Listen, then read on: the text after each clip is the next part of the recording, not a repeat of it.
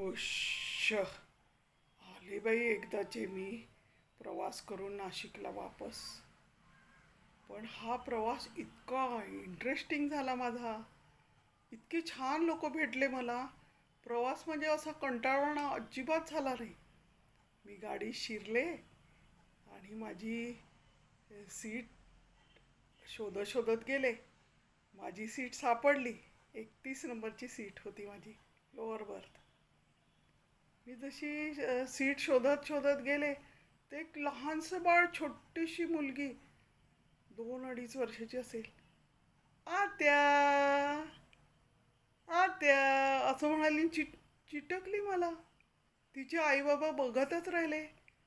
मग तिचे आईबाबा पण बघायला लागले की ही मुलगी अशी का करते. तिला जवळ घेतलं. नाही नाही, मला आत्याच्या मांडीवर बसायचं आहे अशी म्हणाली.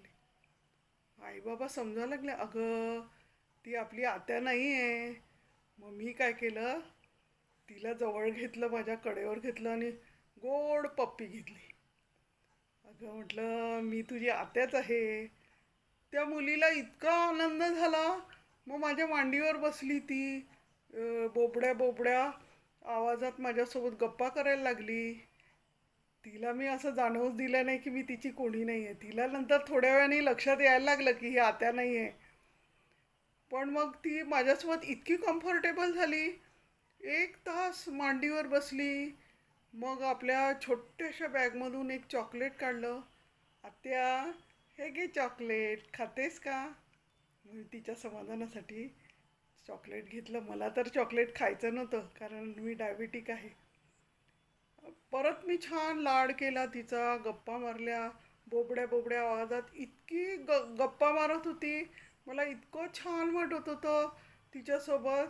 त्याच्यामुळे माझा प्रवास अजिबात बोर झाला नाही. पण ती मुलगी नंतर 2-3 तासांनी अकोल्याला उतरून गेली.